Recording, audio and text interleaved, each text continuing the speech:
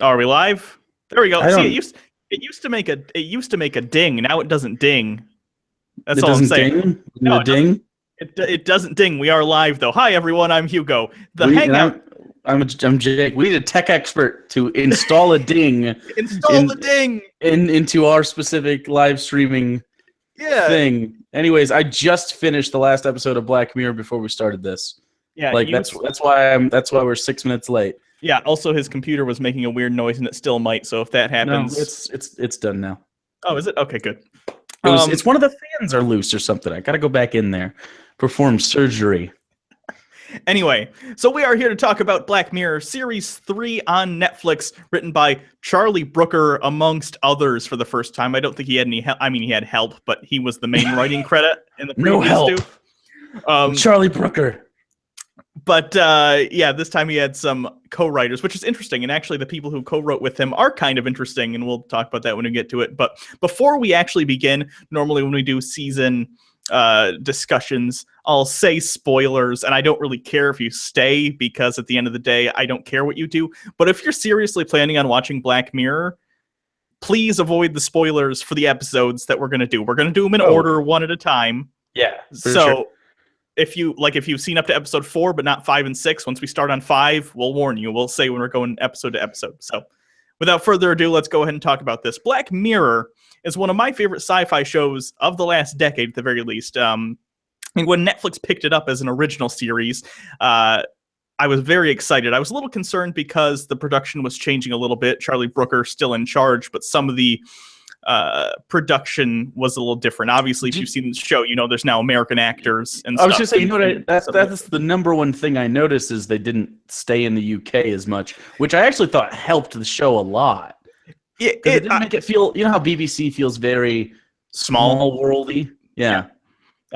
Which is actually funny because they reused some of the same actors for this series too, but I didn't really notice until I read that later. It did help. But the production still stayed in the UK. They flew in actors from the US for that, which is nice. But anyway, first episode, Nosedive. And this is one of the ones that was actually written by someone other than Charlie Brooker. It was written by him and Rashida Jones. And if you don't know who Rashida Jones is based on the Karen name from The Office, come on. Yeah, and Anne from Parks and Rec. I didn't know she was a writer. No. You mean Andy's girlfriend in the first season of Parks and Rec. Okay, she's in. No one remembers Anne. Everyone remembers that she was Andy's girlfriend initially. No, people like Anne. After season 1, anyway. No one likes Rashida Jones. She's so her face. I don't know. It looks like she's wearing a Rashida Jones mask. I kind of get what you're saying, actually. Yeah, you know what I'm saying? It's like tight and weird. I don't know. I don't like it. You know what I think it is? It's the cheek blush all the time. It makes it look like, yes, fellow human, I am Rashida Jones. Maybe. Anyway, she helped write this episode. I shouldn't say help. That makes it sound like she was like behind Charlie. Ooh, what if you? No, she was a co-writer. And well, this had a comedic vibe to it. A little bit. It was Bryce Dallas Howard starring from Jurassic World, and I'm sure other stuff, but I haven't seen her in anything else that I remember. And I think they strategically placed this one first in case you haven't seen any of the other ones, as to not scare away new viewers, because I could see if you watched one of the more intense episodes first, you might not want to continue. But they did this one. It's still dystopian in a sense. It's still bad social things, very Black Mirror. But at the end, it wasn't like totally depressing. There's a sliver of hope for people. I actually liked the ending of this one. So it was for, you know, the basic outline of this is everyone kind of your social worth is linked to your star rating based upon your interaction with people day to day, and then they use their phones to give you 5 stars or whatever. And so of course it's basically a popularity contest. It's a sort of a not very tongue-in-cheek kind of beating you over the metaphor for how social media works nowadays. But yeah, I thought it was effective. And I especially like that over time, it just, like, you could see that people are still actually people, and they're not just social media robots. Like the brother who's in that, I don't know his name, Ryan maybe? I have no idea. I'm just looking down the list.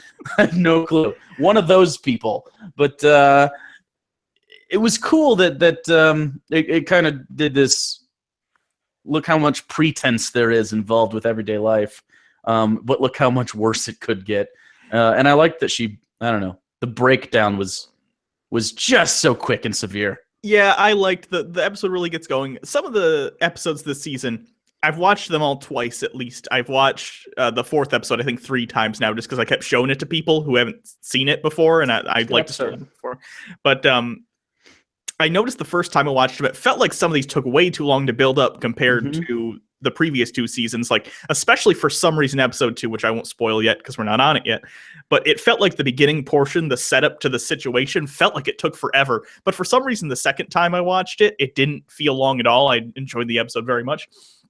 And I don't know if that was just me, if other people felt that as well. But the first episode, the best part comes when things start going downhill for her. Of course, that's the entire point of the title. That's usually pretty much what gets good anyways, is when shit hits the fan in Black Mirror, it hits the fan really hard and then like goes through the blades of that fan and into a fan behind that one.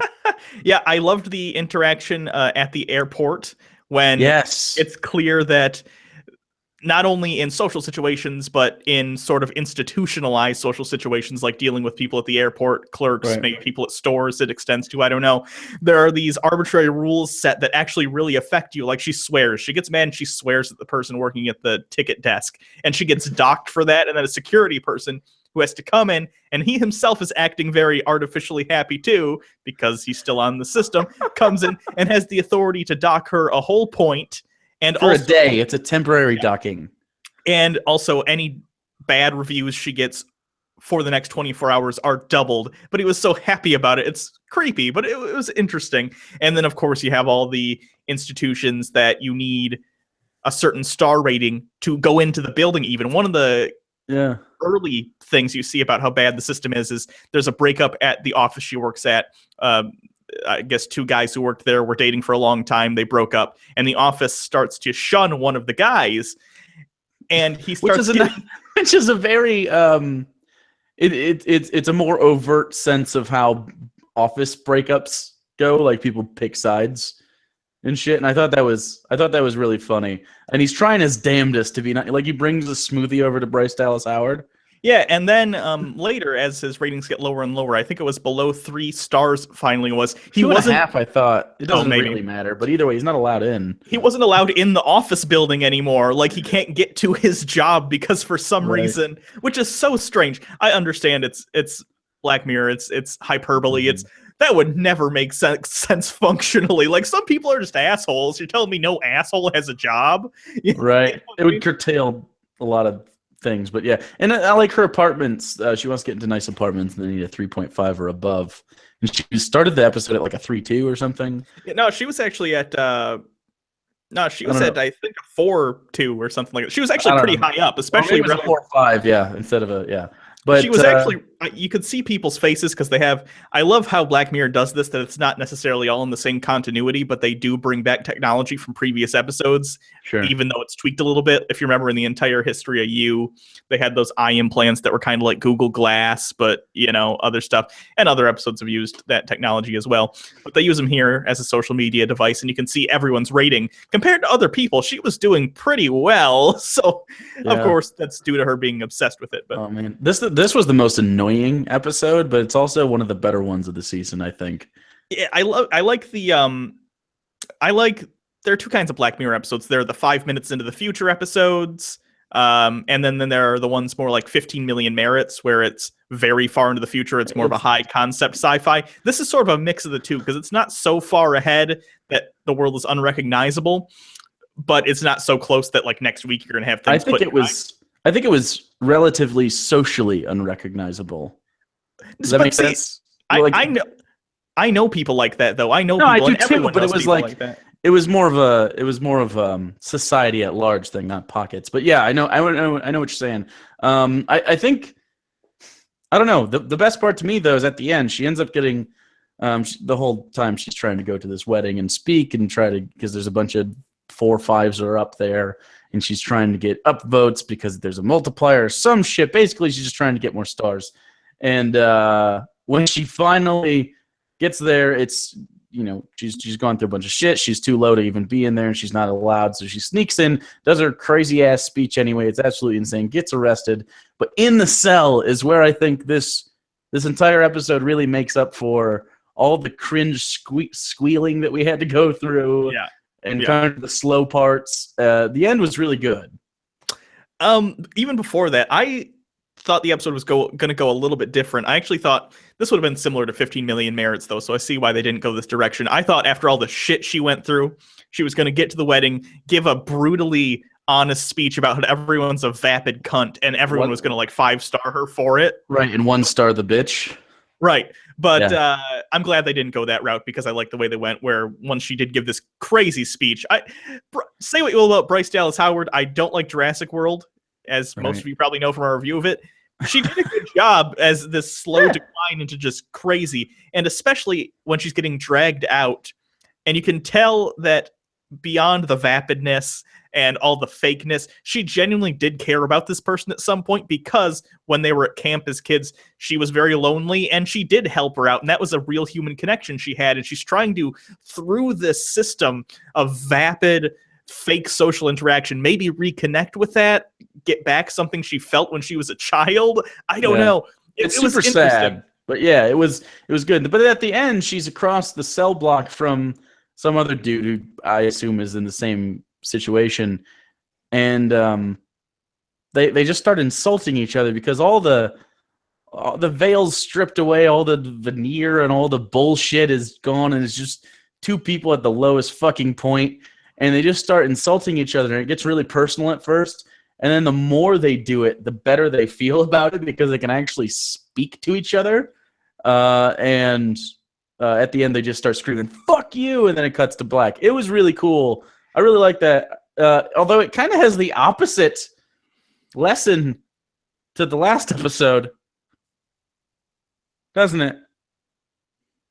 Which is? What do you mean? Well, like... This episode's like, speak your mind and freedom of speech, and god damn it, why do we have to curtail it? But 6 is not necessarily the opposite, but like don't be an asshole. Pump the brakes. Yeah. But at the end of it, they were being assholes to each other, and that was kind of the freedom of it. So it was interesting to see kind of like the dichotomy there. Like, there's a point where it's like, okay, fuck off. Yeah, I get what you're saying. I think the thing about Black Mirror is a lot of people take it as, oh, it's anti-technology. No, it's not. No. It's just about how humans behave towards one another. It's if anything, it's anti-cunt. Yeah, I think the idea is it's anti, at least in part, what you're talking about, how they seem like different morals, and I'm not going to spoil the last one yet, but right.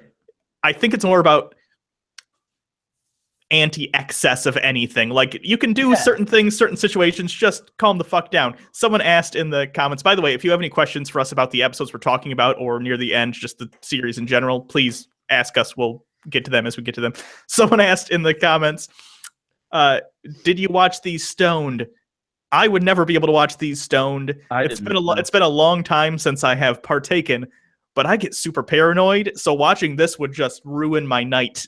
You're already paranoid. Oh yeah, in general. He like peeks out the windows all the time. No, I'm kidding. He's not like that. But no, I am.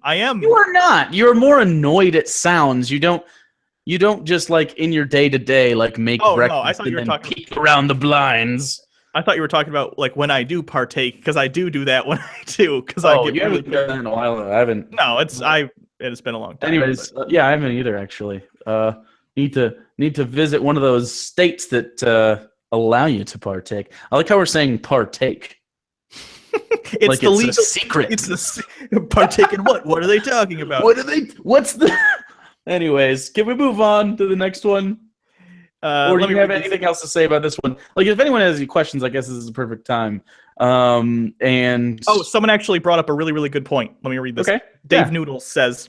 Dave Noodle? Yeah, Dave Noodles. Neat detail, Naomi, who was the vapid person who was getting married, had cuts on her arm, and her husband seemed to be way too friendly with his best man, not as perfect as their numbers indicate. Yeah, I noticed that too. They did a really good subtle makeup thing. Was Naomi, you could see in one shot at least, it looked like she had razor cuts on her arm, like scars, as if she had cut herself or something some point.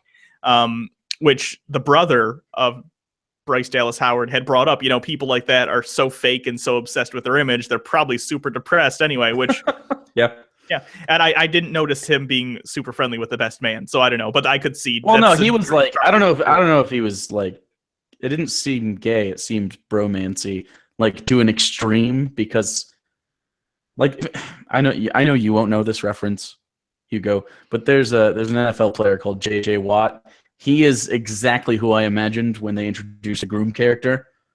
He's just a douchebag that's over the top. Like, he tweets like, "Happy birthday, Grandma," and a selfie of him with his grandma. You know, that kind of guy. Like, on social media, just kind of for the likes. It's really cringe, and that was kind of, and he's really bro. He wears like red snapbacks, and like, he's an NFL guy, so he works out all the time, but he always posts workout videos and like drinks protein, like just protein, drinks soybeans. But no, I don't know if there was a homosexual, like he's cheating on her with his best man sort of thing, but I think that was just another layer of the fakeness. But I didn't notice the slices on her arm. I did notice that I recognized her from something, but I can't remember what it was. So people, and again, someone in the comments, a couple people have said this. I thought the episode was cringy. That's the point. It's the point. No, that was exactly the point. It was cringy. It was cringy as fuck. And that's why the end is so relieving, because it stops being cringy and they just fucking let go. Like, there's this ball of tension the whole time in the episode, and the tension is wound up because no one's being real. Right. And at the end, it's just a release of that tension. And I thought that was a good way to do it. It's better payoff than her getting what she wants and working within the system still. It's a better reward in the long run for a person, I think. Anyways, I'm good with that episode. I think so. Playtest. All of them kind of have a little bit to do with number 6. And again, we're not going to spoil it, but this has some elements in it. Yeah. The interesting thing, the main guy in the episode, Wyatt Russell, do you know who his dad is? Kurt? Is it Kurt Russell?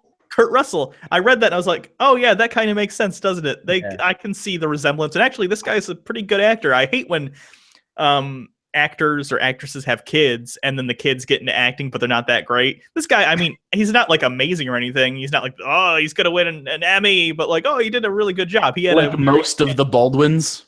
Right. He's just a very genuine guy, and this is the perfect role for him because the guy was just supposed to be kind of a likable, fun guy. He was a super likable, fun guy. I really liked this episode. I really liked him in this episode. How about that? This episode was... it had good elements. It just didn't have that sort of Black Mirror. Aha! It was just kind of like the ending, the moral of the end, which we will talk about in a second. I just didn't have much of an impact for me.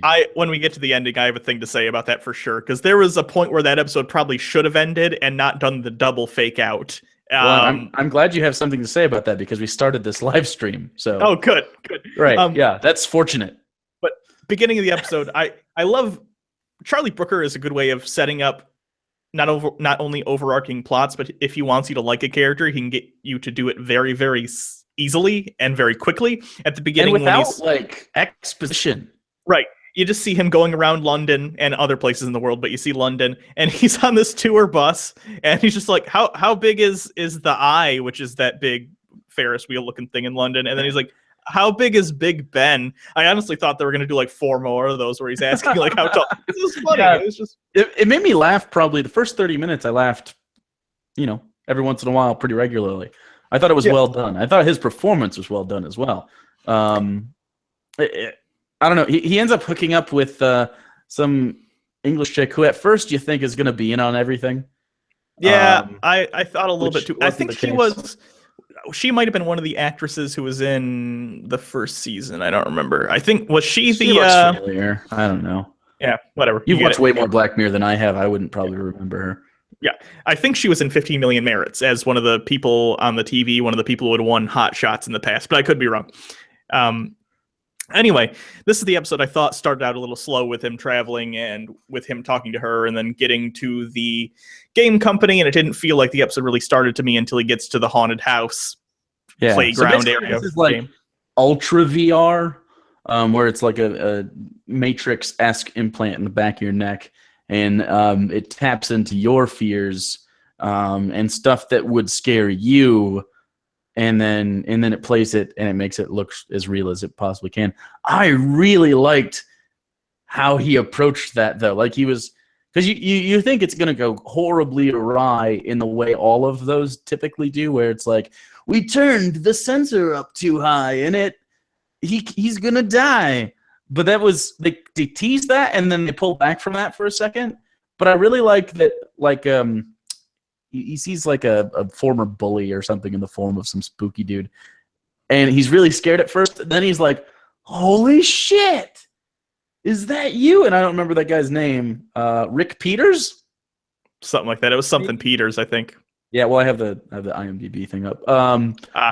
But and then later on, he gets scared of a spider, and then it turns into a Rick Peters spider hybrid thing.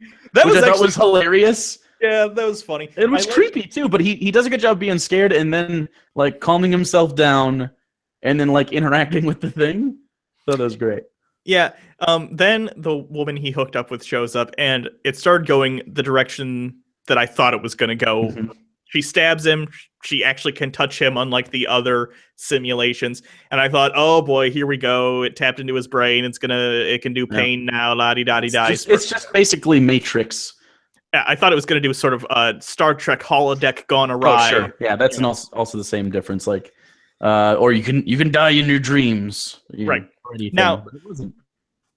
But here's where the episode I thought shined, and where this isn't my favorite episode, but the concept is really great.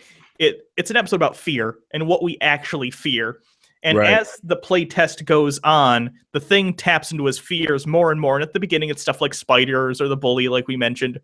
But as it goes on, it gets down deeper into what he really fears. And the episode is essentially about the fact that at the end of the day, the things we fear aren't the spiders, the snakes, monsters. We're afraid of things like losing your identity, losing who you are, fear of losing loved ones, like maybe you already have because you find out his dad had dementia. So the program... So he starts experiencing dementia. Right. And that's a great way to get across that whole, what do we really fear when you scrape away the surface? All your fears deep down are based on something deeper. You might be afraid of spiders, but why are you afraid of spiders? It's not the spider itself. It's what the spider might do to you, or just a primal fear of things like that. It's interesting. You ever notice I say it's interesting a lot? I find many things interesting. You do it. And also what you don't find interesting are thesauruses. But it goes on though, and when it hits that point, it kind of jumps out real quick, and she's like, "Oh, it's only been 1 second. We turned it up way too high." And he's in this like office, and you think, "Okay, I guess that's a cool place to cut it. That's fine." And they dick around for a little bit with some medical emergency, and then they jump back again, and it moves back even further to the point where he had basically his consultation and first had it implanted, when his mom called on the phone and interfered. And then I thought, oh, you just stripped away the best part of this episode. Yeah, here's the thing. I think the episode should have ended. Now, that happened. He wakes up. It's been a second or whatever. Yeah. And then he goes home, and it turns out his mom had been calling him constantly because now she was suffering from dementia. That would have been a cool twist. That's where I thought it was going to cut, and that would have been a better ending. In my opinion, it's an opinion-based thing. If you liked the ending, that's fine, but that would have been more impactful to me because he now is self-aware of the thing he fears the most, and then that fear is realized. Again, now, for the second time. Yeah. Right. But then it goes on and does the double fake out. No, it was like 0.04 seconds, and he's dead. Okay, it's fine, but then the kind of the last thing was like, call mom. Like, the point of it wasn't about your fears. It was like, keep in touch with your parents. Yeah, it was a strange beat to end on. I think it was probably going to end literally with the thing I said with the mom having dementia, but then Charlie Brooker thought to himself, if I have him die and yell out mom, I can do a pun at the end where the reason for death is finally called mom. And then he's like, I better tack on that ending. There is a touch I did like, though, is that in the simulation, he never actually meets the Asian. You can tell it's supposed to be like a Hideo Kojima type guy. He never actually meets him in real life. Meaning he imagined that the Asian dude was that? I mean, he never met him in real life. He only saw him in a magazine. We only see him for real the first time at the very end when he sees him dead. All right. And in the simulation, he kind of gave him a terrible Japanese accent when he did try and speak English. And it was kind of funny. I think it was intentional. Oh, he did. I didn't notice that because I only watched these one time through. Yeah, and in real life, he doesn't even speak English apparently. So I thought that was funny. That was a nice touch. Overall, not my favorite episode. It had some good points, but the ending left me a little underwhelmed. That was one. It needed one more cut earlier on when you said, and that would have been one of the better episodes. Yeah, I actually think that the guy who, I think people are saying in the comments, the guy who directed 10 Cloverfield Lane directed this one, and I knew he was doing one this season, but I guess it was this one, so that's cool. It was well directed. Trachtenberg? That sounds right. Is he related to Michelle Trachtenberg? I have no idea. Man, Hollywood is just full of families sucking each other's dicks. What is up with that? Well, that's not how. Yeah, he did direct 10 Cloverfield Lane, but sucking each other's dicks isn't how you procreate. Sure. Anyway, maybe in Hollywood it is. Someone asked, hold on, before we move on to episode 3, someone asked to see my sweater. It's not a sweater, it's a t-shirt in the style of a sweter. It's like a sweater, but space stuff. That's what that is. Cool, man. Okay, now we're moving on to episode 3. So if you haven't seen episode 3, bail out. Bail. This one Shut up and dance. Yes, shut up and dance. This is interestingly, you're right, I need to get a fucking thesaurus. It made you think. This one is people's favorite I've seen online. And in fairness, of all the episodes, this is because Black Mirror is anthology, and this is how anthologies tend to go. I've seen every episode individually be called the best and the worst. So everyone has different opinions. Yeah. But this one was the most consensus that I saw. People like this one got Twitter buzz, which I didn't get after I watched it. Because I feel like either you're not perceptive enough, or I have heightened perception, like Batman level perception. Because I called this ending immediately. Like, and everyone else is like, this was a total mindfuck. Like our social media manager who runs the Unpop account was like, I can't even think right now. Like, I called that as soon as he starts crying in like 10 minutes in. Oh, someone asked, what's episode 3's title? Shut up and dance. We said it already. Listen up. I know. Attention. Yeah.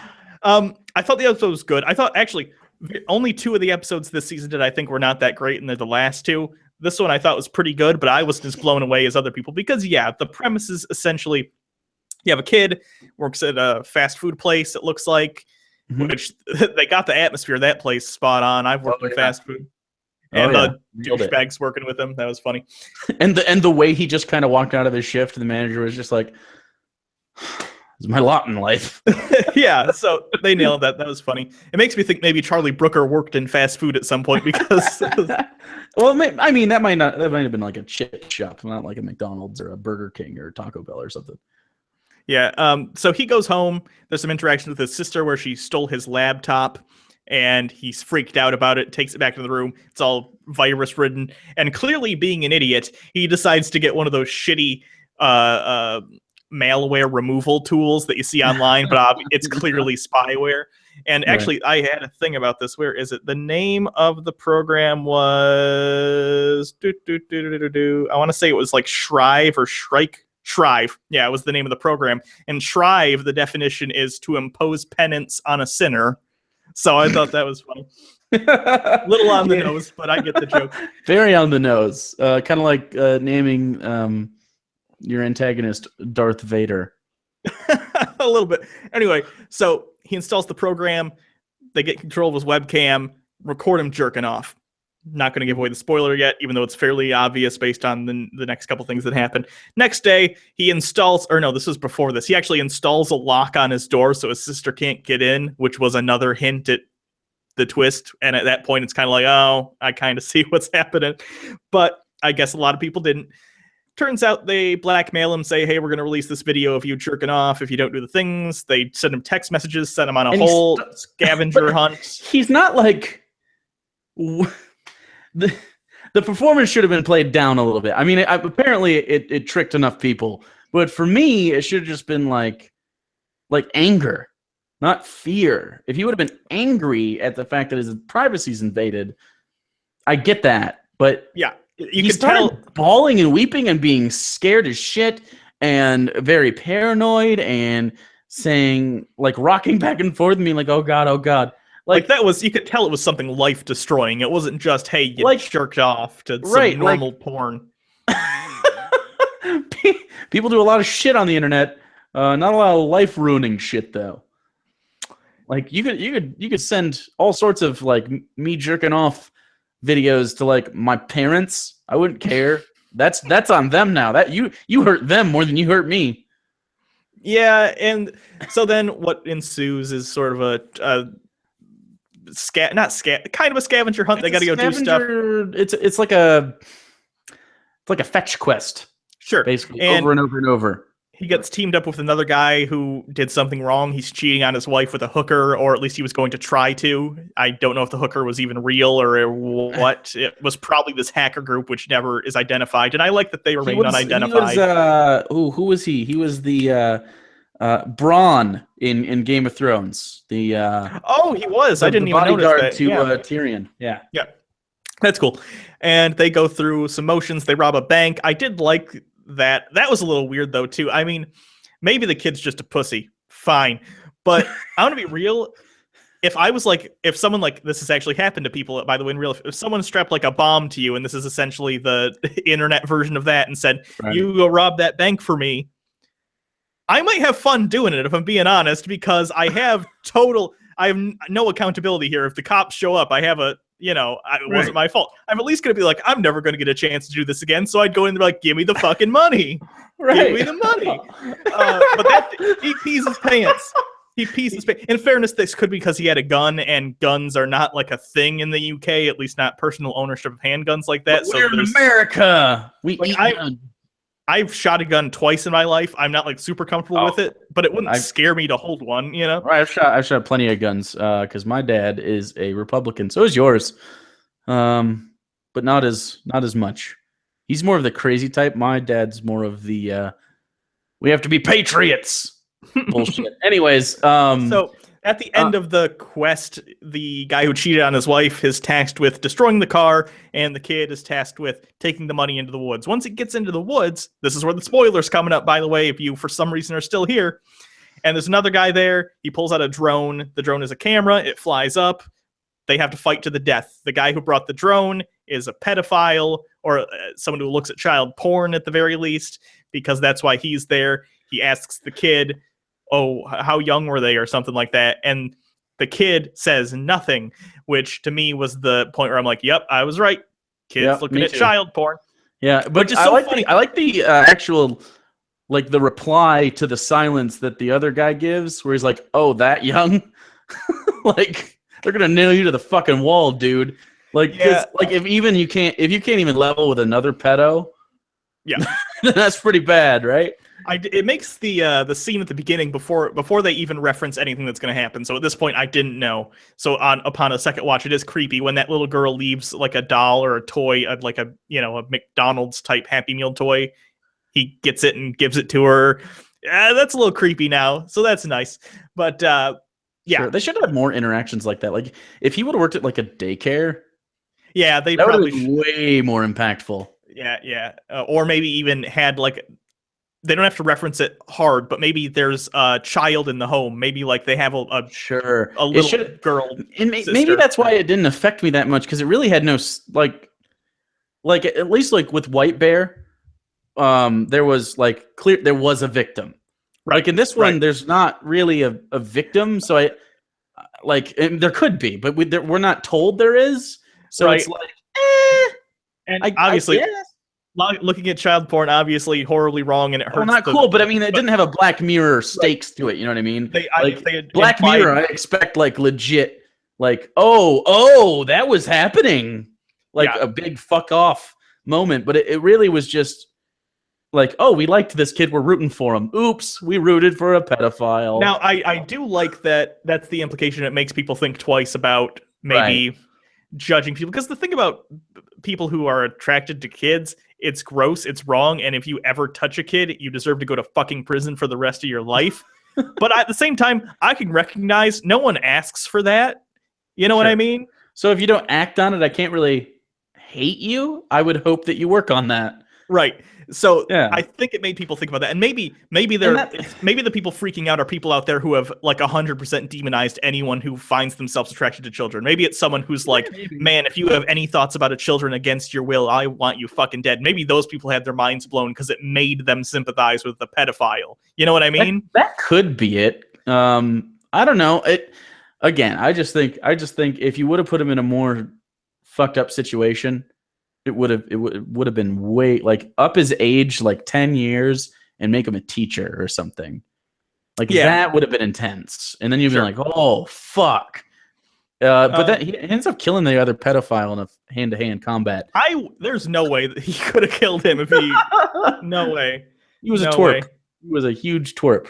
Although it's interesting, they never say what the there was a guy who delivered the cake to him in the first place. Yeah, they never said what he did. They never said what he did. His family is berating him at the end and calling him a pervert, but I don't think he was also doing any child porn things because that's 3 for 3 pedos. Right. And then there's like 2 other people that were. But like the worst, it seemed like the punishment sort of fit the crime, so to speak. It leveled up. Like the guy who cheated on his wife just probably got divorced and didn't get to see his kid because they told the wife, and the pedophiles had to fight to the death over each other. You know what I mean? So I assume that guy who delivered the cake probably didn't do anything that bad. Maybe he's into like midget porn. I don't know. His family was called midget porn. Midget porn, and his family's like, you fucking pervert, because they're midget racist, like my mom. Yeah, maybe that's a true story. She's midget racist. It's weird. And at the end, even though everyone did their tasks, they release all the information. Yeah. So I did like that. That was I kind of assumed that was going to happen anyway. Like, I like the spirit of the episode. I really do. I like the pacing. It had me engaged. This is probably one of the more engaging stories, if not the most engaging story. Maybe number 4, the next one we're talking about. But like I was very interested in it the whole time because I was hoping I was wrong. Because usually Brooker will trick me a little bit, and I'll outthink myself. This was not the case in this episode, but a lot of people they had their fucking minds blown. So, right, that's cool. Anyway, that's I think it for that episode. Overall, I enjoyed it, but I saw the twist coming. It's probably better if you don't, but whatever. Yeah. Still a good episode. The next episode, episode 4, and again, spoilers as fuck. San Junipero. Not really much twist involved. I mean, I guess the end had a little bit of a twist if you didn't think about it for a second, but it was more of a slow pace sort of test on how like we view life and we view death. It was very interesting. I really, really enjoyed this episode. This is the last one I watched on my 4-episode binge. So it was like 3:00 in the morning. This one had the most impact on me. This is one of my favorite episodes of Black Mirror, and my favorite episode this season by far. Yeah. And it's so strange because in a lot of ways, it's not very Black Mirror. It has a happy ending, kind of. It has a happy ending for the most part. Much. And the funny thing is, when I was watching it, I didn't know who the writers were and on which episodes, but I knew some episodes weren't just written by Charlie Brooker, and it had a happy ending, and I was like, oh, this had to be one of the ones written by someone else as well. And then the credit came up just written by Charlie Brooker, and I went, oh my God, Charlie, good job. You didn't, oh my God. You didn't kill everyone or make someone a pedophile or a murderer. I know. So anyway, episode opens 1987 or 1986, one of them. And the music, by the way, in this episode, I like 80s music, and so that's just me, but great soundtrack, perfectly picked songs. If you look at the titles, there's actually a Spotify playlist for this episode, by the way, if you do Spotify and you like this episode. Great soundtrack. The names of the songs actually coincided with the episode. Girlfriend in a Coma, Heaven is a Place on Earth, obviously. Something like, I don't know the song, something like Living in a Box or Life in a Box or something like that. Sure. You know, a lot of wink wink things. And it was actually funny. Charlie Brooker did an AMA on Reddit a couple days ago to promote the new season. And someone said, so did you hear the song Heaven is a Place on Earth and like write this episode around that or what? And it was actually interesting to me that he was like, oh no, not at all. I was in the middle of writing the episode and I had a 80s playlist that I had set up automatically so I could listen to it while I was writing. And that song came on, and I freaked out. And then, then he just was so intent on getting the rights to the song because it fit so perfectly. So that was a nice little thing that happened. But anyway, it's a love story. Very strange for Black Mirror to have a love story that turns out well between two women. And you know what I like about this episode? You don't see a lot of love stories that are gay with people of the same gender that like don't hypersexualize it. They don't make a big deal out of it. This could have been replaced by two men or a man and a woman. It didn't matter. The fact that they were both women was fairly irrelevant. It plays into the backstory a little bit, but no one made a big deal of it. And that's what made it work. So I forget the names of the characters. I'm going to probably Yorkie and Kelly. Yorkie is Mackenzie Davis. Kelly is her name's Gugu. Okay. I'm making that up. Her name is Gugu Mbatha Raw. Oh, that's a terrible name. I'm sorry. Yeah. Can you tell which one was Yorkie and which one was Kelly based on Mackenzie Davis and Gugu Mbatha Raw? Yes, I can. Yes, I can. Okay, good. I hope everyone else can as well. Mackenzie Davis, by the way, is in *Halt and Catch Fire*, which I've never seen, but I recognize her anyway. So good for you, viral marketing or something. Like I don't know why I recognized her immediately, but I did. By the way, we open up in the '80s. It's really cool. Yeah, it's the '80s. It's very '80s though. And I woke up early that morning because I had stuff to do, and I had like these shelves I had bought on Amazon, and I was waiting for them to get delivered so I can put them together. So I was making these cabinets and watching the show. It drew me in. It took way too long to make the cabinets because of it. I love how it's so saturated in '80s. It's ridiculous, and they explain why as the episode goes on. But what I like about this episode is the slow build to the reveal. I really thought it was time travel at first, didn't you? I did too. I kind of thought time travel, I mean, it is sci-fi, but it's a little bit hard. It's like really hard sci-fi for Black Mirror. Black Mirror tends to do soft sci-fi where it's better technology, but it's not like impossible physics breaking technology. It's just things we can't do right now. Right. But when I thought it was time travel, I'm like, wow, that's kind of a weird shift, to go that far. Well, before they moved on to 90s or other eras, I had already determined it was more of like a Second Life situation, and it turned out to kind of be right. Well, what I didn't realize until later than that, which I kind of fault myself on, but what happens is, starts in the 80s, some stuff happens. You've probably seen it if you're watching this.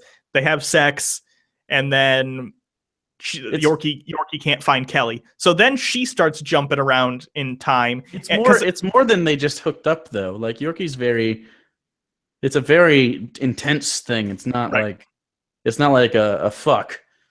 Yeah. And at first I thought it was just Kelly and the friend that she was with, the guy at the beginning.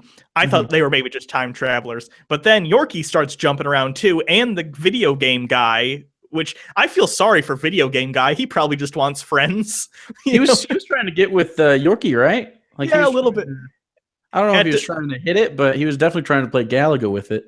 Yeah, which if playing 2-player Bubble Bobble isn't one step away from fucking, I don't know what is. So we're not very good at sex. No. I like the subtle hints to the episode. He wanted to play, was it Ridge Racer or was it something else? It was something like that. It wasn't Ridge Racer. That didn't exist yet. It was a car crash thing. And she was visibly ill from that, which is a good hint. But they start jumping. I was wondering why, and it didn't dawn on me until after I had finished the episode, like long after. Like I started the next day, and was like, "Oh, that makes sense." Yeah, and so I ended up thinking, oh, maybe they're a group of time travelers or something, or maybe time travel is a very common thing in the future, but it's like a tourist thing, whatever. But it was the same places over and over. Right. I didn't realize until they're on the beach after they hook up like a second time and they're smoking the cigarette and she's like, it doesn't even taste of anything. Then I was like, oh, simulation. Well, I'm dumb. Before that, she looks down on a street of people and goes, how many of them are dead? Yeah, that does it too. That's when I confirmed myself that, oh yeah, this is a mind download situation. You guys are so great at this.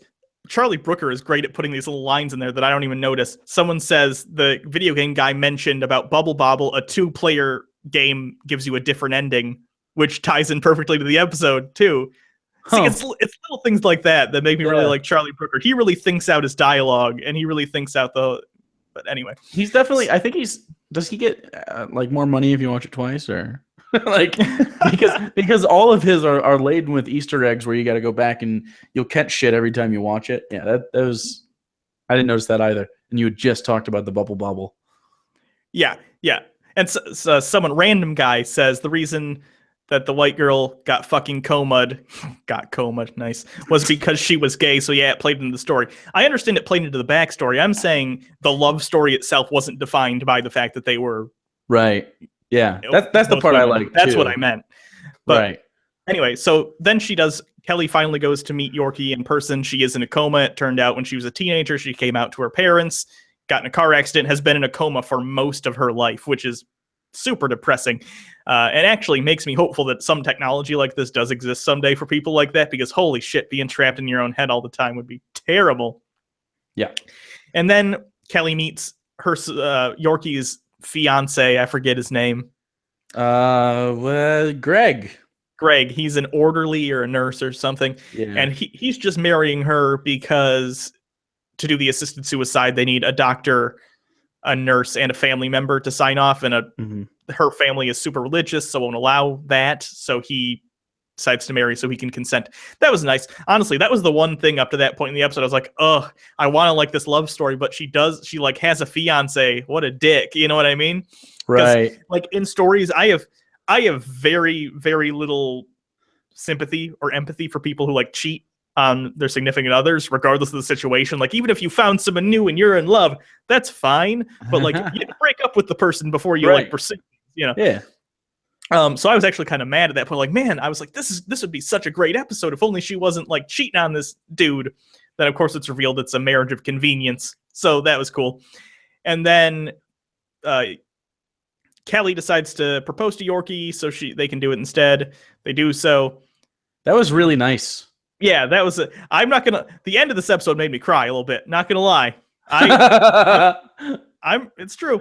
And then they do spend some time together afterwards. Yorkie wants Kelly to also do the assisted suicide so she can come be in San Junipero as well. But Kelly doesn't want to. Old people in genuine love is like the saddest fucking thing. Yeah, I don't know why. It's so sad. I don't cry at things, but I would have if I was able to feel. Right.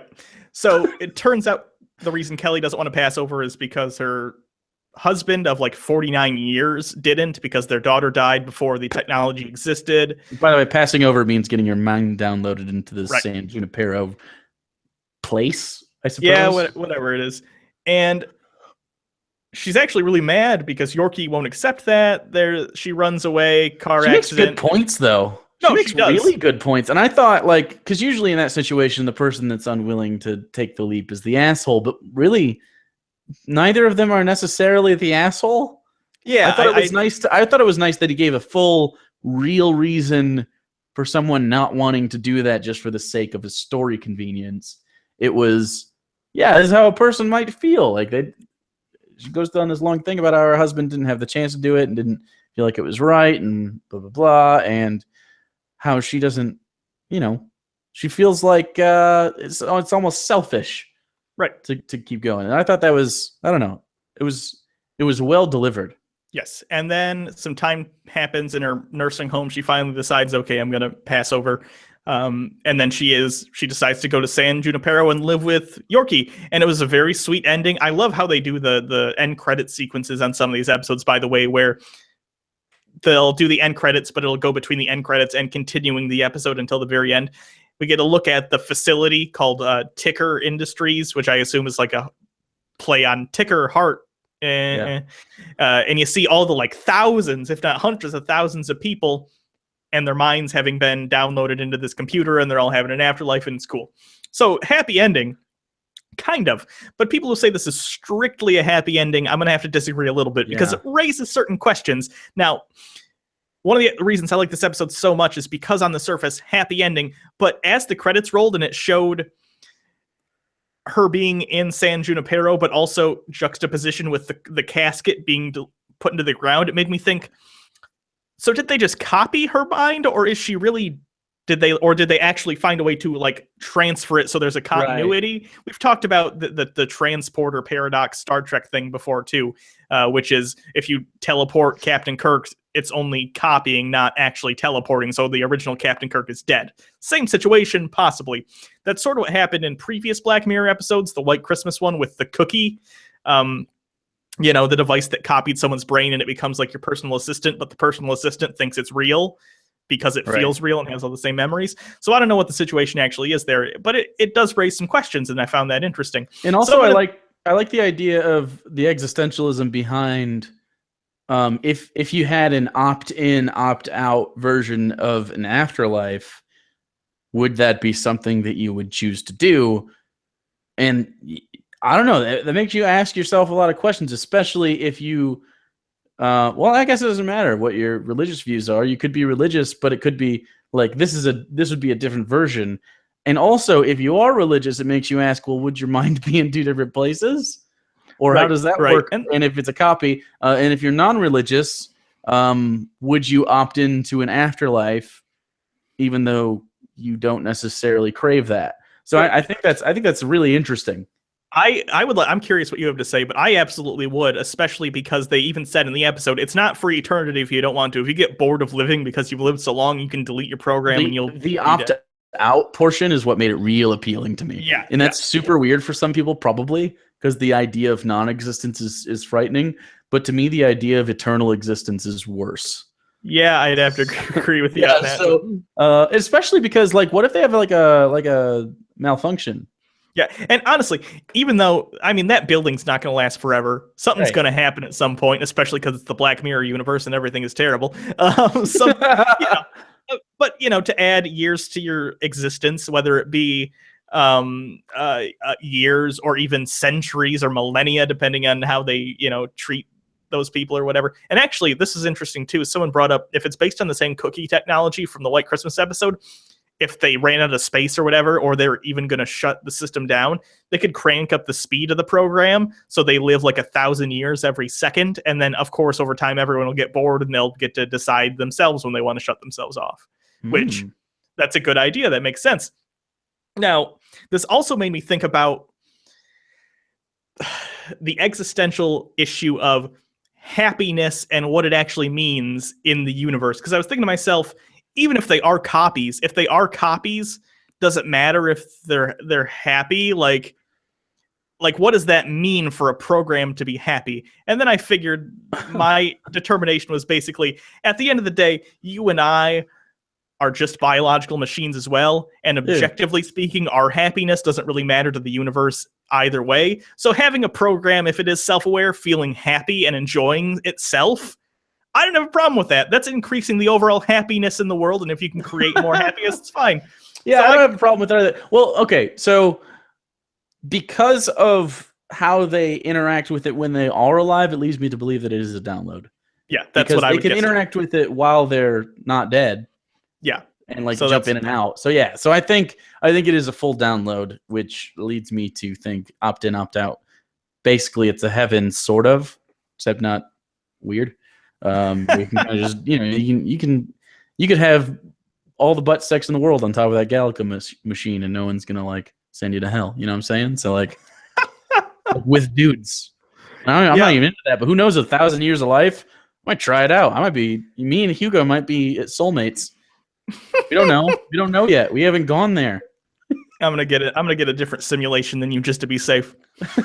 Just to be safe. I just imagine a version of this where we die at the same time, kind of like grumpy old men. Sure. And, spoilers for grumpy old men. Yeah, but now I guess. But I chase you around the simulation naked with an erection. You know what? Trying to poke it in you. Definitely different. Okay, anyway, Mark Rudy says, I actually disagree with this person on this, and I'd like to explain why. I was disappointed in the black girl, she has a name, going to... I get it, whatever. Going to San Junipero at the end. Fuck her husband of 41 years and her principles. She just didn't want to die. See, I disagree with you on that, because imagine it this way. Imagine you're married for 20 years or something, or 10 years, and you are genuinely in love with the person you are married to, but they die. They die. And in the coming years, in the next 5 years or whatever, you meet someone new who you also have feelings for and you feel like you could have a genuine connection to. It's not unfair to the person who died to allow yourself to move past that and love someone else. And because I would consider San Junipero just to be an extension of life itself, it's not something entirely new. I feel the same way. Even in the episode, she says, when she makes the decision, I think I'm ready. And her nurse says, ready for what? And she says, for the rest of it. This is her saying, I'm not going to let this hold me down and stop me from living a life that I could potentially live with someone new and bring joy into my life and her life. I'm going to move forward with this, still love my husband and my daughter, even though they're dead. But I have an opportunity to do something that would make me happy, and I know if they could, they would want me to be happy. That's how I feel. The rest of it isn't afterlife. The rest of it is after her husband. And after that is shed. That's what that meant. But yeah, I don't like the idea that I have to respect someone just because they fucking croaked. Like, I don't understand that at all. It's a dead person. They don't feel shit. Do what you want. If it makes you feel better to honor them, air quotes, in by staying celibate forever, cool. If it makes you feel better to go be with someone else, also very cool. Like, there's no need to extend respect to a person that can't reciprocate it at this point. Right. I don't understand that bullshit. Yeah. Someone in the fuck you, 9/11 joke. Someone in the comments says, are you seriously suggesting that this is in the same universe? No. When I say Black Mirror universe, I just mean the show Black Mirror and how they tend to work. The universes, they're different. At least some of them are in the same ones, which we'll talk about at the end. But obviously they're different, but they follow similar rules. So I assume bad things are in the future for people in the simulation. But that's just, you don't have to think that. It's just my opinion. Well, whatever. It's Black Mirror. Yeah. No, come on. You don't get to have a happy ending in Black Mirror. Let's see, episode 5. We're moving on to episode 5 now. So if you haven't seen it yet, spoilers. Although if you've Against Fire, this one was one of my least favorite. I called it immediately, and you said I would. You said I would. Basically, it had a Hitler vibe, and it was like, "Hey, don't be a Nazi," right? Like, is there much to talk about here? There was actually, this is funny too, because the Outer Limits, not the 60s one or the 50s one, but the 90s Outer Limits. I didn't watch it much. I am like 75% sure they did an episode that was almost this exact same plot with the same twist. Which is fair, because this is I don't want to shit on Brooker because he's a really good writer, but this is like a very common, simple, very thin veneer of satire. You could have got through this in a political comic. Like a one-panel political comic, right? Like this is the Star-Bellied Sneetch. Yeah, pretty much. But with guns, like it. Anyways, what happens in this episode is, I assume you've seen it, but again, just to recap, soldiers are fighting these things. What do they call them? Roaches. Yeah. Right. They call them roaches. They don't know, it's like a disease, air quotes, or something that makes them look like monsters. One soldier goes on his first mission, gets zapped by this thing. It's like a light. They all have killing two of them, by the way. There's these things in their eyes. What the heck do they call them? Something eyes. Starts with an M. I know it does. Mass. Mass, yeah. Boom. It's basically the same things that we've been talking about, though. The HUD inside your eyeball, where you can, in the first episode, where they can see, how many stars you have. It's basically the same technology, carried over into a war setting, although with some extra properties that we'll talk about in a second. But basically lets them. They put drones up, and you can share drone footage together, and you can, share different information without, it's in your eyeball. I thought that was interesting, and he kind of plays with it a little bit. You could tell this is the first time he's really interacted with it. Right? Yeah, which is weird to think that'd be part of their training, but whatever. Mm-hmm. Anyway, so the mass system, once that gets introduced, I immediately called the ending. And flashed by the thing, his mass starts messing up, and long story short, he starts seeing the roaches as, instead of monsters, they're just people. They're just people trying to survive. people with diseases like within their it's basically a commentary on designer babies becoming adults. It was more Well, no, hold on. eugenics. Shh. Okay. Yes, eugenics, because we're going through the designer baby thing, but the idea is that we're purifying the human race, Hitler, and we're making pure the bloodlines, Hitler, and then we are eradicating all these things, and it's easier for people to kill an enemy that is dehumanized rather than an enemy that is humanized, Hitler. Right. The commentary got a little muddy for me when it turned out that normal citizens still see the people as just normal people, because and that happens in real life. Again, Nazi Germany, Jews, yep, the populace, not necessarily everyone, but plenty of the population saw them as less than human. I get it. But in a universe where you're saying you need the soldiers to wear things in their eyes in order to see the people as less human, it makes it a little less. Well, it wasn't just that. It was also the fact that the mass thing like deletes their memory of that information, and it makes them think they're actual monsters, so they don't have the PTSD and all the shit. Like they give statistics for the wars and stuff, where like 15% of soldiers in World War I and II pulled their triggers. By Vietnam, 85%, but PTSD went way up, and it stayed that way until mass. Like I thought that was an interesting way to introduce the idea of that technology, and it makes a lot of sense. That actually does raise sort of an interesting moral dilemma, as many Black Mirror episodes do. Sure. If you were a soldier, and obviously it's a difficult job pulling that trigger for whatever reason you might be at war, would you have something like that installed if you knew it would make it easier to come home and adjust?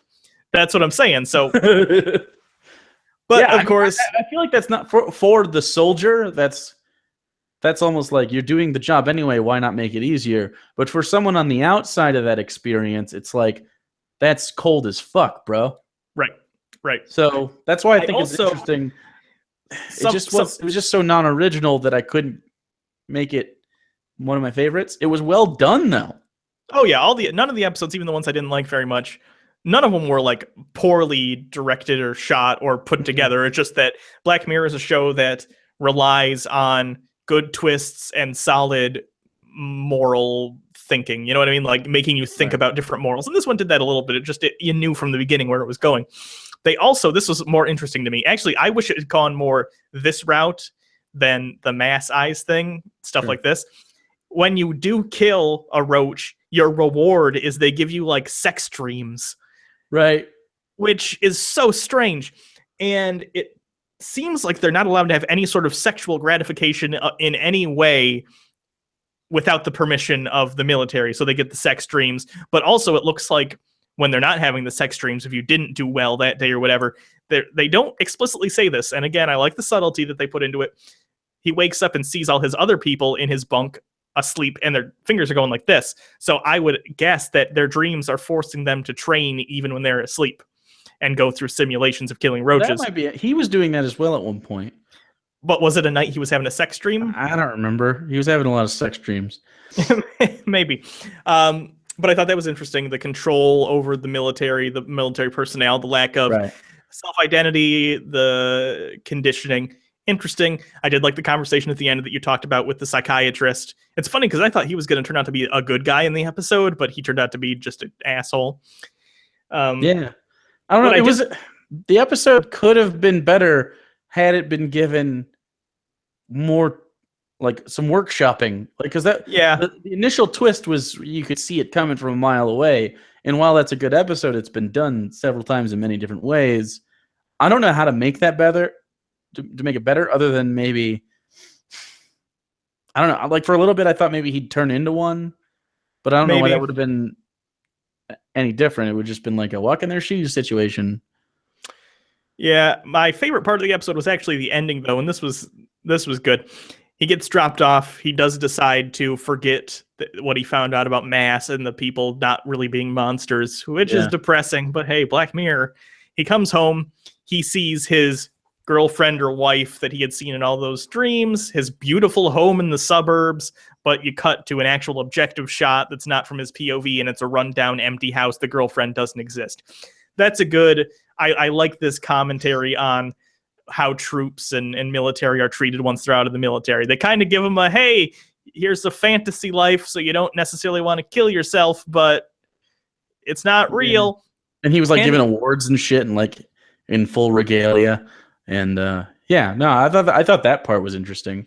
Yeah, I wish they would have played into that more. Just I think if he would have focused on the PTSD and not the look at the Jews thing, yeah, I think probably. that would have played better, because then you could really explore, okay, well, not giving them PTSD is a good thing, but stripping them of their humanity in exchange for it is a bad thing. So how do we reconcile this? That would have been far more interesting, I think, than just the Hitler motif. Yeah, I think that's all I have to say about that one. Do you have anything else? Because Not really. I like the sound effects for the guns. Yeah, that's fair. They sounded cool. They sounded like Halo guns or some shit. Finally, the last episode of the season, or at least the last episode of this half of the season. They split the season into 2 parts. The next part's coming out early next year. That's basically just 2 seasons. Fuck off. Yeah, I know. Fuck off, Black Mirror. They're filming it right now, though, actually, too. So that's cool. Yeah, the rumor was it was going to come out January 1st, but Brooker in his AMA said no. So I'm not certain when it's going to come out, but I'm excited for it. Because they've shown that even though Netflix is in charge now, or at least they own it, I guess Brooker's still in charge, that they can maintain quality, and that's good. But anyway, Final episode, Hated in the Nation.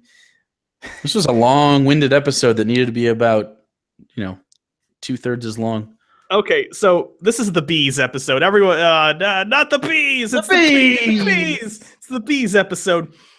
The first feature-length episode of Black Mirror. They touted this in some of the pre-release stuff. Like, oh, we have a feature-length episode. And I was pretty excited for it, knowing it was feature-length. And I thought, oh, Brooker can do some good stuff with a really long episode of Black Mirror. The problem was, out of all the episodes of this season, this one needed to be an hour and a half long, the least. I have no idea why this one was so long. It could have been a normal length episode.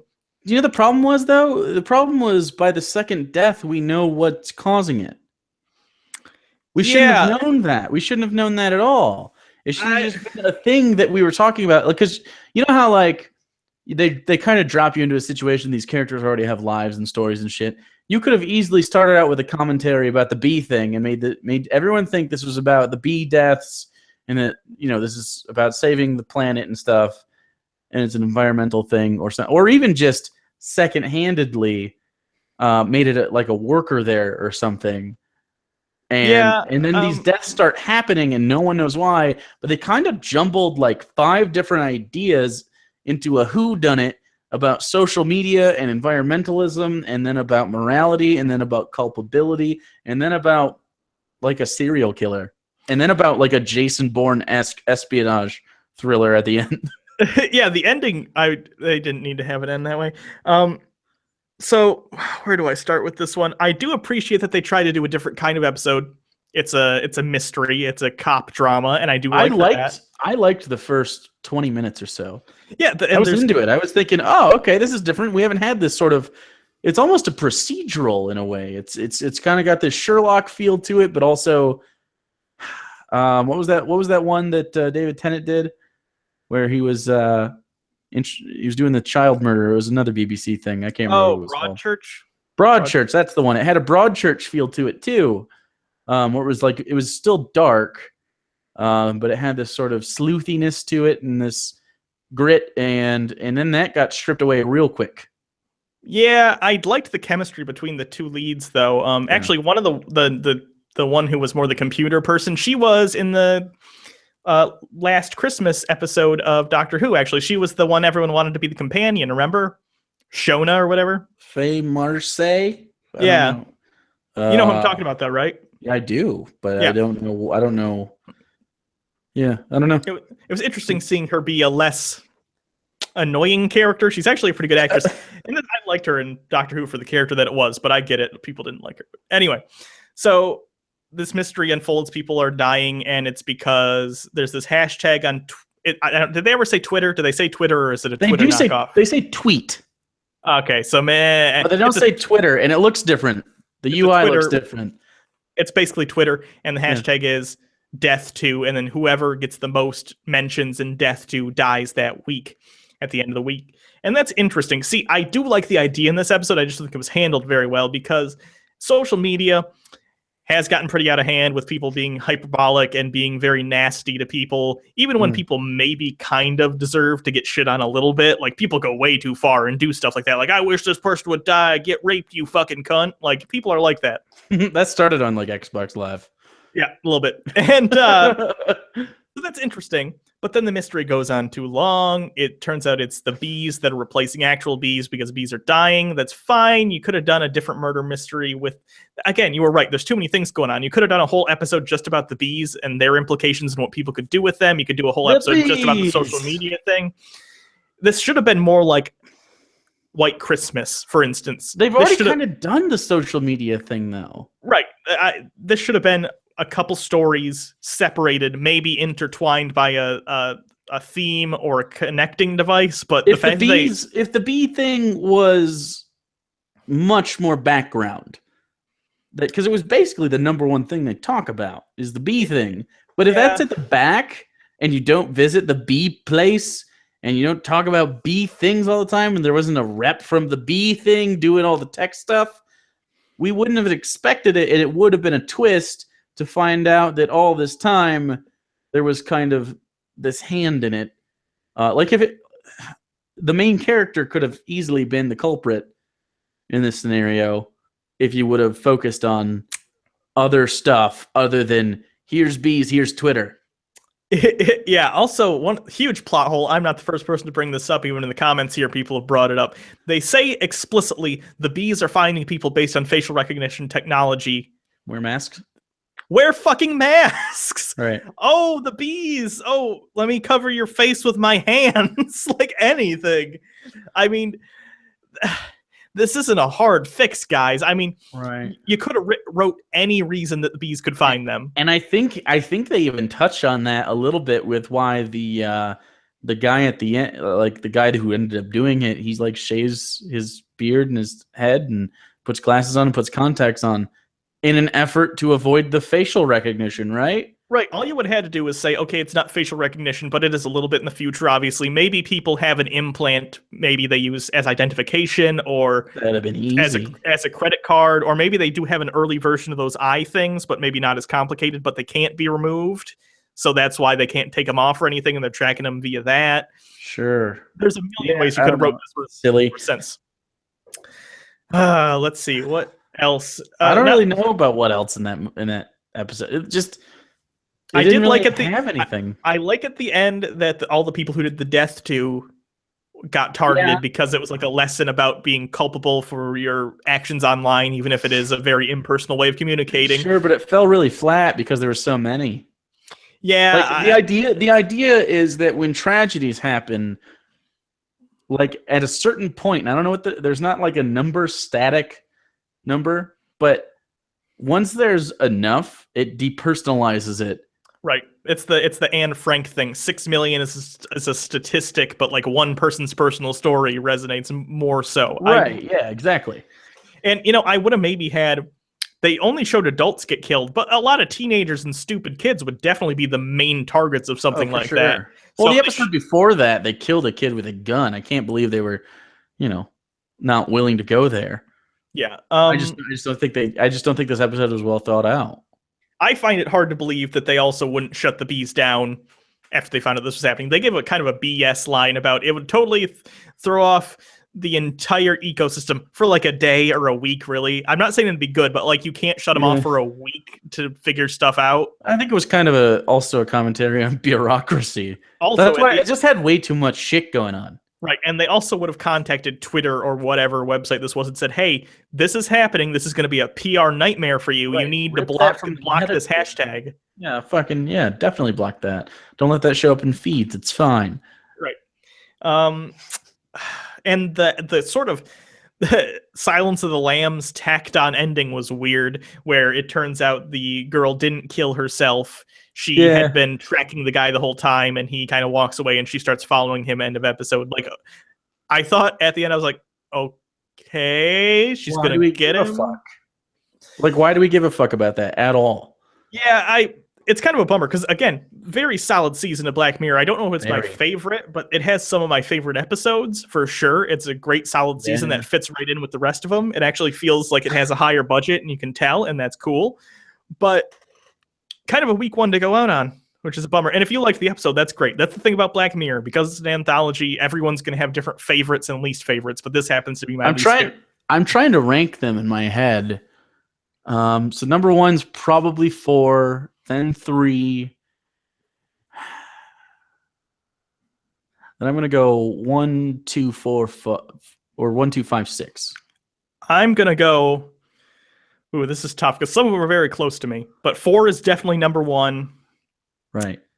Then I'm going to say Nosedive. Then... Which one's that? I don't know. Number 1. The number 1 with the social media thing.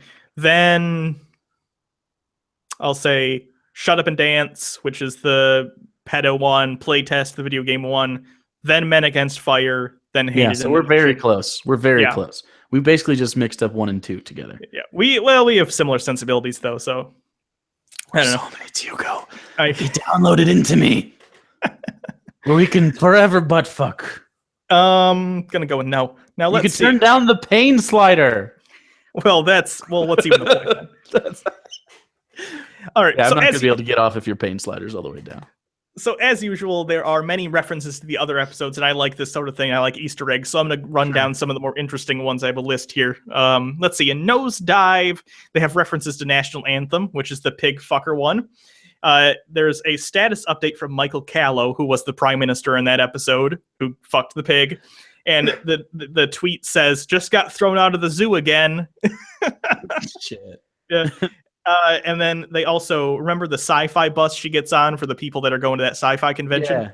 Yeah. They were dressed as characters from Sea of Tranquility, which is also a fake sci-fi show that is referenced in National Anthem. Playtest, the second episode. That was the same actress, by the way. I was right. One of the icons on the AR things, those little discs that they used for the Gopher game. Yes. The white bear logo. It was in that okay. episode. That's on them. A magazine, I guess, from Hated in the Nation is also in that episode, but I don't give a fuck about that. Shut Up and Dance. This one has a lot, actually. This one also has some news stories from the Black Mirror universe. Michael Callow, that prime minister again, getting divorced. There's a tweet of that. So I guess these are in the same universe, technically. Some of them. I think you can, the ones that are like almost entirely based in reality, like 5 minutes in the future. Yeah, I think those probably are kind of in the same one. Unless they don't. I'm not saying it's like a thing that he thinks about. I'm just saying if it can be, it probably is. Like the pig fucker one in this one, because it's basically just the normal world. I love that you keep calling it the pig fucker one. Well, that's, if I go National Anthem, people are like, which one's National Anthem? If I say pig fucker one, they're going to be like, the pig fucker one. Yeah, we should. Anyways. Anyway, sorry. All right, another one is... there's a tweet that says talent show 15 million merits launches next week, which is a reference to that, but it wasn't called 15 million merits. It was called Hot Shots, but it is just a reference to the episode. And this one actually takes place in the White Bear universe too. There's a news thing that says Victoria Scalane trial latest, which is the headline. So that's like right before her trial. So this takes place a little bit before White Bear. That's interesting. And there's another one to the Waldo moment on the pedo kid's laptop. There's a Waldo sticker, which Waldo moment's one of my least favorite episodes. It is. Have you seen that one? The one of I don't remember. The CGI bear becomes a politician. In fairness, it's more relevant today than it was then because of the strange political situation going on, but still. And then there's an advertisement for cookies, those little personal assistance things. It says, one smart cookie, click to witness the kitchen tech of tomorrow. Nice. So see, again, I don't think they're really in the same universe writing wise, but I like that they kind of connect them vaguely. Of course, the obvious one, Men Against Fire, the girl is singing the song from 15 Million Merits, which was also in White Christmas. That I forget the lyrics, but you know what I'm talking about. I knew I recognized that song.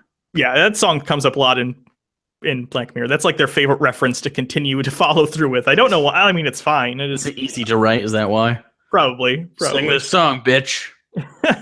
Hated in the Nation has a ton. Okay, here we go. Another reference to the prime minister getting divorced. This one's more obvious. The one CSI computer lady, she left and became a detective because she was working on the White Bear case. That's the case that made her leave CSI or whatever, because it was so brutal, the child killings. Mm-hmm. A lot of Twitter ones in this one, too. Victoria Scillane in jail cell suicide attempt. So again, takes place before White Bear actually happens. She's just in a jail cell, tries to kill herself. Is that their best episode, do you think? Yes, White Bear is probably their best episode. That and 15 Million Merits are really up there for me. Also, that one drags on for me. I get it, but I really like it. Scillane appeal thrown out of court.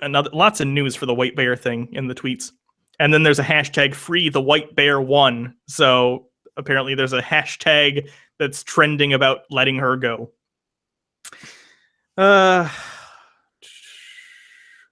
UKN is the network that they use all the time, Black Mirror, which is That's not really an Easter egg, is it? No, not really.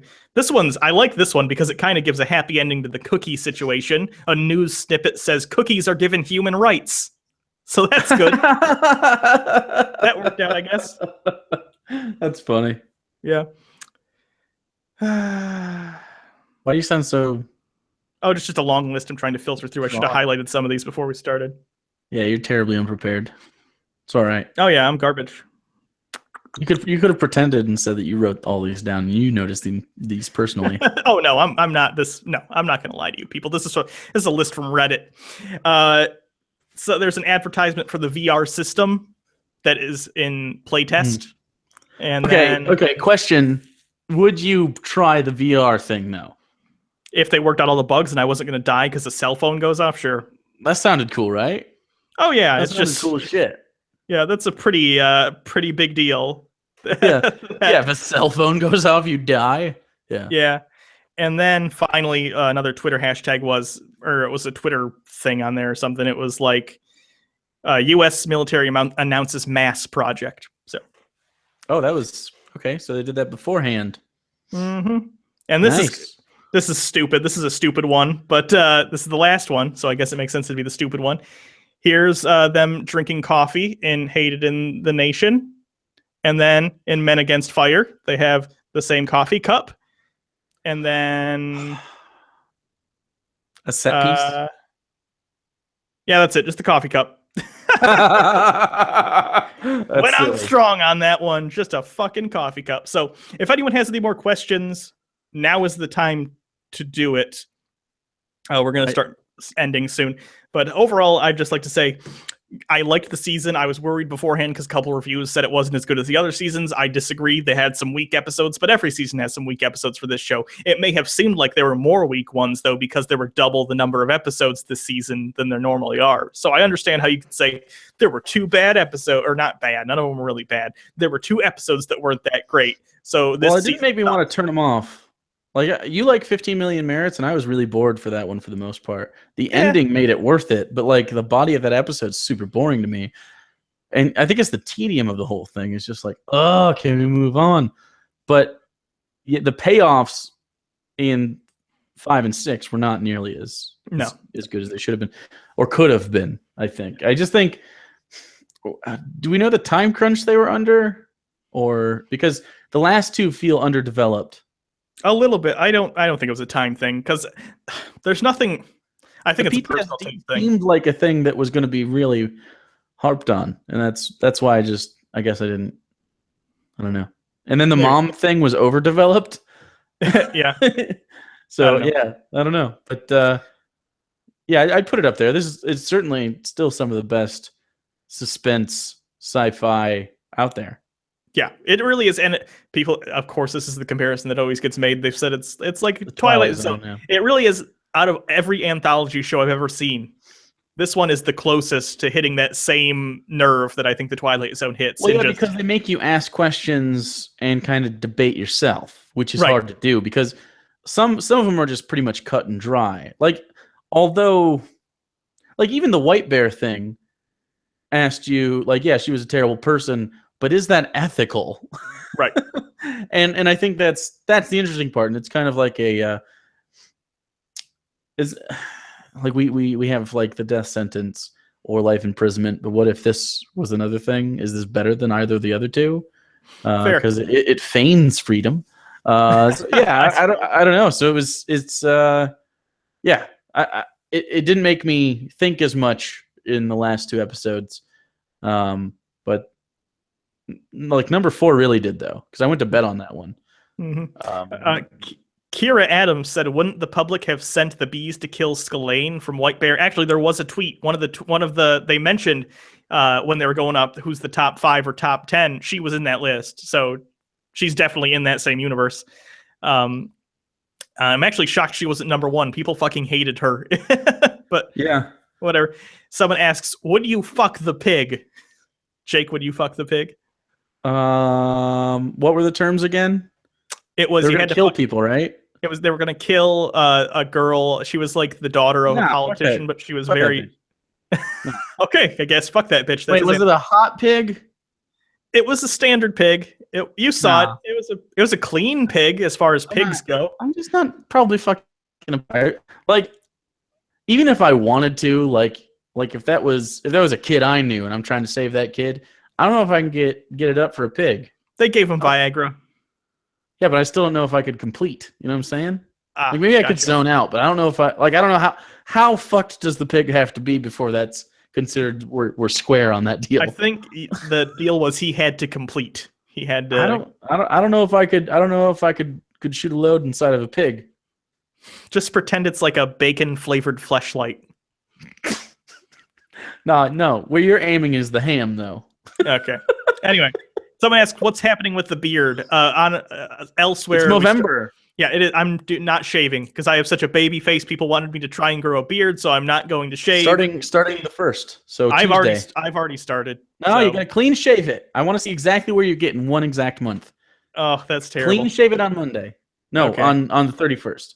You can go to bed. You can go to bed with it. Okay, I'll do that. So on Halloween night, he shaves for the last time for a month at least.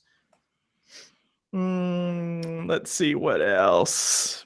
No more questions. No more questions. Wow. All right. Wow. Well done. Congrats. I know. We must have nailed this episode because no one has any questions. I can't believe one person is not one person is interested in the ethical questions raised in this season of Black Mirror enough to type. Maybe their mind is just still so blown from episode 3. Maybe. I don't know.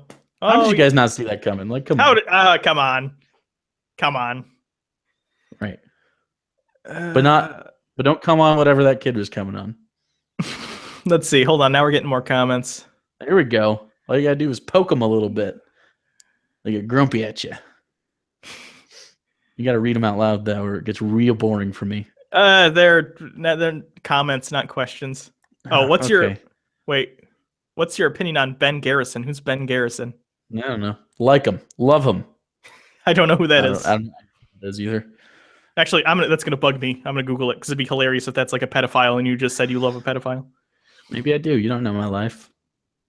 Ben Garrison, most prolific pedophile in world history. I just endorsed him. This is going to really tank my campaign in 2024. It looks like they're a cartoon person who makes cartoons, but I don't know. I think his cartoons are good or bad, depending on what you think. All right, let me check these one more time. Did San Junipero kind of creep you out at the end a little bit? The ethical implications. Is it really you? Your body's dead, but your brain's alive. What does that mean? It kind of felt more like a video game to me, like that you're in. So it didn't really creep me out as much. I don't know. The idea of existing as data doesn't bother me necessarily. So I don't know. I always thought that'd be interesting. Who's your favorite serial killer? They ask. Oh, John Wayne Gacy. Because he just didn't give a fuck. He's like, look at how much of a serial killer I am. And everyone's like, I can't believe he did it. I'm going to go. It's like, look at the fucking guy. He's in a clown suit.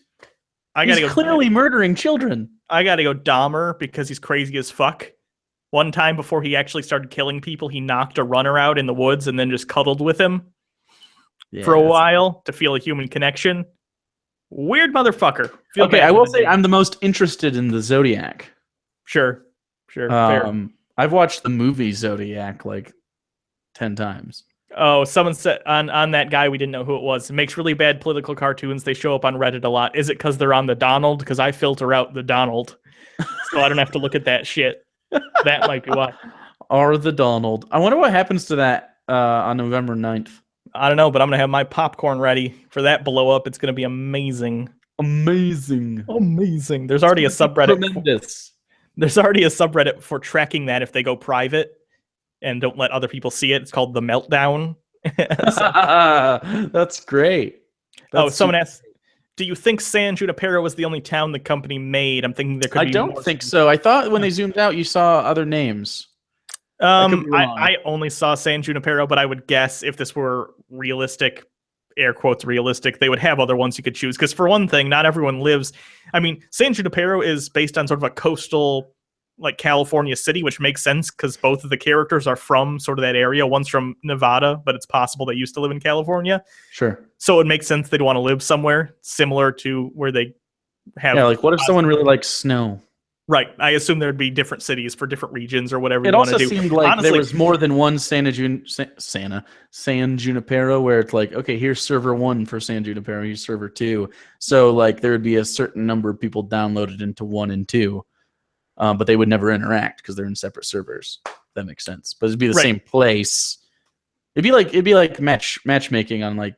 Oh yeah, I assume it's like an MMO where there's various different lobbies and stuff. Someone asks, would you rather become so bored with San Junipero that you join that weird-ass club or delete yourself? Clubs comes first. Weird club definitely comes before you delete yourself. Yeah. Not try that out. See, they made it sound like that club was like a super negative and terrible place to go. But honestly, if you've lived for like 1,000 years, of course, those people haven't because the technology hasn't been around that long. But if you've lived a really long time and you're just jaded and that's a new experience and you want to go be weird and go to a sex club and fuck a bunch of people with tons of piercings, like, I don't care, do you? If that makes you happy. Club? I just thought it was like of course there was that happening, but it seemed more like just craziness, debauchery, but not necessarily of the sex variety. Right, whatever. I don't care. That's fine. That's cool. Yeah. If that's what makes you happy. An oil refinery. What the fuck is that about? Especially because there are no consequences. Like if you shoot up heroin in that place, you're not going to OD. I would do cyber heroin. Right. You just get to enjoy heroin and then get up and be like, oh, what am I going to do today? This is way more refreshing than I thought it would be. Some refreshing crack. That's like a cold Coke on a summer day. Nice. Just right out of the ice where it makes that whoosh sound when you pull it out. And you gotta kind of like run your finger around the rim to get that last piece of ice. Yeah. That's how refreshing crack is, kids. Let's see. Any other good questions? What do you think experiencing death in San Junipero death is like for people permanently uploaded? What do you mean? Like if they jump off a building and die? I feel like they didn't do that, though. Well, we saw that. There was a car. She got in a car accident and she didn't. Nothing happened. Kind of gets up. It's fine. There's pain. There's pain sliders, so I assume you can feel pain if you want. But where do you do your settings at once you're downloaded? Well, they can change their clothes instantly just by thinking about it. So I assume it's maybe that's it. Mental. Yeah. Cool. Weakest episode already said was probably the last one. Hated in the Nation. Did you hate it? No. There's not a single episode of Black Mirror I hate. There are just ones that I probably won't rewatch. That one I doubt I'm ever going to watch again. But yeah, you don't really need to. There's not it's not very cerebral to me. It was a serial killer. There's nothing else to it. It was a terroristic serial killer. Will AR implants replace psychedelics? No, they wouldn't. No. People will probably use AR things while doing mushrooms and LSD and other things. Oh, wow. You just gave me a cool idea. I didn't even think about that. Yeah, let's do that, Hugo. Okay. Someone says, do you guys think they should make an anime or cartoon-based episode in the next season? That'd be interesting. If they could do a subversion, not necessarily anime, I mean just an animated episode, something like that. Kind of the idea behind it, though, is it's rooted in reality, and it kind of breaks... Well, here's the thing. Think about, Tales from the Crypt, which is also a great anthology show. Which I'm sure that was on HBO. Why isn't that on HBO Go? I'd like to go rewatch Tales from the Crypt. Anyway, HBO Go cycles in and out of stuff that they're showing on at the time. It's never been on there though. I've checked. It's never been. So I'm curious why they haven't done that. Maybe there's a rights issue with some other company or something. But anyway, that show ended. The final episode was an animated episode, which that's the only time they ever did it. It'd be interesting. I don't want Charlie Brooker to say to himself, "I want to write an animated episode. Now let me do that." If he gets an idea that he thinks, "Ooh, I could do something interesting with an animated episode," then feel free to do it. But I don't want him to start with that and then have to write to that concept. Sure. I just don't think it would be that impactful the way Black Mirror is set up because it's such a social commentary. I get what you're saying. Because we're not cartoons, so we wouldn't level. Right. That's why I'm saying it probably wouldn't be a social commentary episode. It'd have to be something different. It would have to be some other concept that only works in that medium. Yeah, I'm not bright enough to think of it. So, do you think you'd get a bigger dick in San Junipero? Oh, fuck yeah. I'd change my dick mid-sesh. Like, oh, now there's two. Now there's one. I'd assume it's small. I assume it's kind of like the Matrix, where you kind of look like yourself, but a really good version of yourself. Because we never actually saw pictures of them when they were younger. I doubt they were both that good looking in real life. You know what I mean? It's fair. She did look good with the big glasses, though. That was a good look. Yeah, she looked better with the big glasses. I forgot to mention, too, when we were talking about that episode, San Junipero, one of the things I like about it is it takes place in the 80s, kind of, in the beginning, and the structure of the episode is very similar to an 80s romantic comedy type movie, or any sort of 80s romance. Yeah, because they start out, they meet, there's kind of... They have a falling out, and then there's the big come up.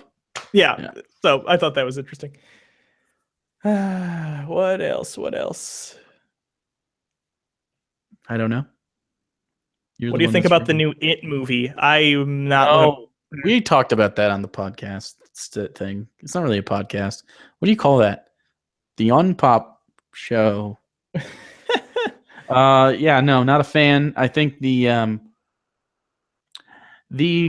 clown style is not scary enough because it's too scary, if that makes sense. Kind of the idea behind it is he could conceivably lure a child into a shitty situation.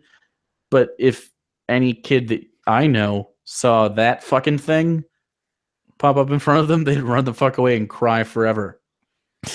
Like they would never go towards that thing. I agree. Someone else asks, the pain slider is weird. Why would they choose to feel pain? Well, you might not have it at 100, but I mean, pain is just a sensation. It'd probably be weird to lose an entire sensation. Oh, man. Love me some nipple play. It doesn't hurt. I'm not getting off. Right. And no, I get, it's just more realistic. Pain is part of life. That is what it is, whether you like it or not. That's like in episode 5, they shut the smell off, and when it gets turned back on, it like freaks them out a little bit. I would not want to lose a sense, I don't think. I mean,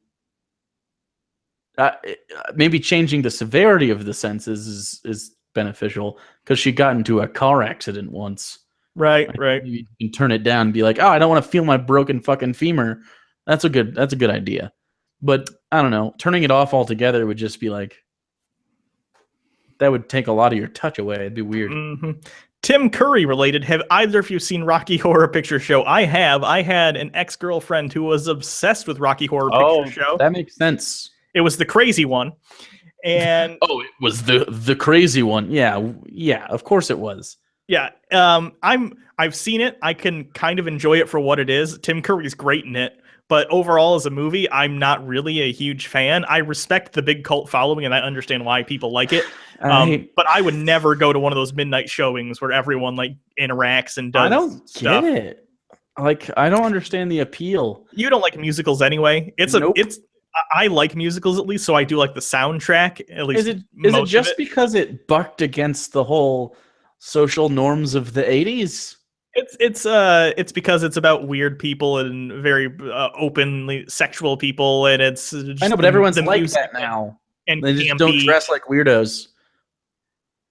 Eh, Like it just, I don't know. It was like Tu Wong Fu, like that was a fun, like, I don't know. It Rocky Horror Picture Show.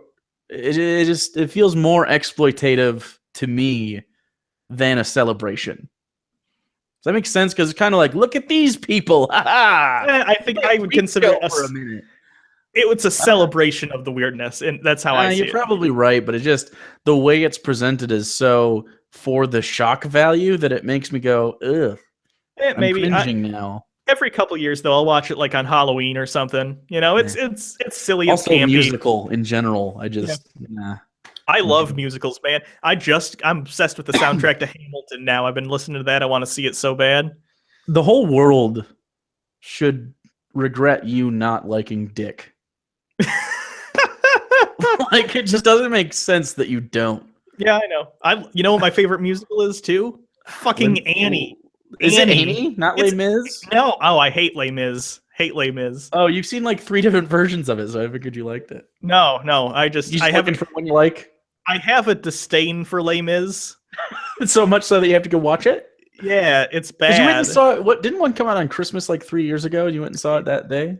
Oh yeah, it was terrible. Anne Hathaway was good in it, but she's only in like the first 20, 30 minutes, so it's like whatever. I don't understand why people like it so much. I hate it. I hate it. Jean Valjean. I don't know. Prisoner 24601. Your time is up and your parole's begun. All right. Better than the actual guy in that movie. Gonna cut you off. I'm trying to think of a musical I like. Sweeney Todd was okay, I guess. I don't like the Johnny Depp version, but that's because I'm sick of Johnny Depp being all. I didn't know there was another version to watch on film. I knew it was a play. There's like it's not like a movie. Angela Lansbury's actually plays the pie lady. Every time I think of Angela Lansbury, I always think of that really obscure reference they made in Family Guy, where it's like Angela Lansbury. Yeah, and I don't know why. I don't know who she is. Yeah, but I do like Sweeney Todd. I can't stand I'm Tim Burton. Look, I brought my wife and probable secret lover, Johnny Depp. And you think Johnny Depp, Tim Burton, and Helena Bonham Carter are at a threesome, but like a really weird No. Helena Bonham Carter makes them fuck. I could see that. What do you... How do y'all think Johnny in the fucking Edward Scissorhands costume? Just getting like for some reason in my head, I imagine Tim Burton has a corkscrew dick. It just makes sense. Yeah, like a duck. How do y'all think this season stacked up to the last two? Good question. It's a good one. That depends. Because it was 6 episodes. I know it's hard to compare. It really is. Percentage-wise, it's probably on par, but I think this one had more good episodes just because there was more of them. So I agree. Because there were at least 4 episodes here that I really, really liked, which is more episodes than there typically are in a season. But percentage-wise, they're about even. It's about the same ratio. 2/3 are usually pretty damn good. Yeah, I'd put it there. I'm trying to think of... Okay, so the closest thing to a musical that I actually really do like, but isn't actually a musical, is Hamlet. I like Hamlet. Hamlet's not a musical. It's a... Right, it's not a musical. As I said, it's close to a musical. It's a play. This is close to a musical. Just because something's on the stage doesn't mean it's close to a musical. What? No, that's what musicals are. That's fine. No, you're fucking wrong. It's a singing play. Also, Much Ado About Nothing. That's like saying another Shakespeare. Also, that's like saying Titanic is kind of a musical because sometimes because musicals are also movies. Like it's a medium. No. Musicals aren't always movies. Musicals are almost. I can't name a musical that wasn't a play first. I'm sure they exist, like High School Musical, but does that count? Yeah, I think that counts. It's got Corbin Bleu in it, and I think he should. I think that negates any status it has. Anyways, South Park, Bigger and Longer Uncut. Does this count as a musical? Yes, it is a musical. Okay, I like that one, but that one's South Park. Book of Mormon is really good too, written by the South Park guys. I haven't seen that. Oh, it's very funny. I haven't seen it, but I want to go see it. It'd probably kill here. It's I live in playing Mormon in country. it's playing in Detroit in a couple weeks, and I thought about going, but I don't know if I want to drive down to Detroit again. I just saw Right. Evil Dead the musical in Detroit a couple weeks ago, and that was really fun. You'd have to go outside, Yes, drive, and that'd be you. Are you still scared of the highway? I am. I did not take Why the don't you just highway. get an Uber? I can't take an Uber for a 2 hour. Yeah, sure you can. Why not? For one thing, Uber isn't in my city, so Well, that's because you live in fucking nowhere land. You should move. You should change that situation. Anyways, any more questions, or yeah, are we done? a couple good ones, and then we're done because we've almost been here for 2 hours now. That's too many hours. I know. Paul Reading, what episode from any season is the best to show someone first to get them hooked? Now, it depends on the person. I'd actually say if it's a person who doesn't typically like hard sci-fi, but you want to get them interested, maybe a girlfriend or something who doesn't like this kind of thing. San Junipero is really good. No, I'm showing them White Bear because if they don't like White Bear, they're not going to like Black Mirror, so they can fuck off. Fair. It's fine. Like, they don't need to watch the rest of it. Like, there's no reason to invest and change their expectations based on San Junipero. You know what I'm saying? Like, oh, fuck you, random guy. Sweeney Todd is a fucking opera, dude. Musicals are different sort of genre. Fuck you. Are you kidding me? That's an opera. You're right. Opera and musical don't fall under the same umbrella at all. Totally right. You're totes right. yeah, one's a gayer umbrella with like, it's bedazzled. It's the musical. The musical is the gayer one. The worst part about AIDS is that Rent got made.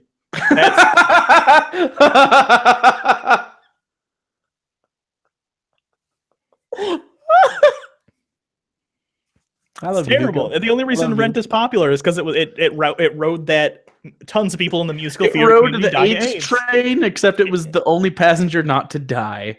Yep. Anyways, you good? I'm checking one more time to see if there's any really good ones. My standard's really high now because I gotta go eat. Well, okay. Then just Someone says K Spree says chicks from Boise are slutty as fuck. I don't know if that's true. Are they? I don't know. I don't know. Your girlfriend's from there. How's that going? We do fine. Sick burn. Why is that a burn? I'm calling your girlfriend a slut. It was a joke. Right? Isn't that a good thing for me? It's just what? Wouldn't that lead to like amazing orgasms? I don't understand the bad part. What's the bad part? If I had one of those fucking clap emojis, it would have worked. Oh, okay. It needed a clap emoji. I see. Hold on. All right, cut the cord, Hugo. Cut it. One more, maybe. One more, maybe. Yeah, one more because they asked us. Like, please answer my question. You're playing with my heart. Hugo and Jake, this is the last one, though. Sorry, guys. Catch us next time. I'm not sorry. Hugo and Jake, will you see Bad Boys 3 when it comes out in February? Yeah. Oh yeah. I haven't seen Bad Boys 1 or 2, so I'm not seeing it in theaters. Probably. I'll acquire it. All right. Legally, allegedly. All right, so that's it. Everyone, thanks for showing up. If for whatever reason you sat through this and haven't seen Black Mirror, even though it's totally spoiled for you now, we ruined that shit. Still go watch it. It's on Netflix or the if you can find it elsewhere, feel free to watch it there. It's a great show. If you have only seen season 3 because it's the newest one on Netflix, and actually they put it above the other seasons. Go back and watch the others because they're just as good. Some of the episodes are even better. The Entire History of You is great. White Bear, if you haven't seen the other seasons, my recommendations would go in this order probably. White Bear, The Entire History of You, White Christmas, 15 Million Merits. Pretty much any of them except for the Waldo moment. I don't really like that one. All right. So thanks, everyone. Have a happy Halloween. And see you next time something comes out. Doctor Strange is the next live show, so stay tuned for that. So excited. Going to see it Friday. VIP. It's like it's 92% on Rotten Tomatoes right now. Certified fresh. I'm gonna go see it above the I get to sit above the common folk and get served food and drink while I do it. So imagine a giant turkey leg and like a palm leaf blown on me and stuff. Yeah. You get probably beer on tap and a shitty overpriced appetizers. Yeah. All right. Until next time, I'm Hugo. Jake, it's really great. And this has been the Black Mirror episode. What's the twist? What's the twist? The twist is it was all a dream. Oh, that's terrible. But no, it was. You woke up and it wasn't a dream. The dream was before. This is the real part. You sat through 2 hours of this. All right, I'm gonna hit this button, and after the twist is after I hit this button, you'll be a much more productive person doing better things with their time. So later, guys.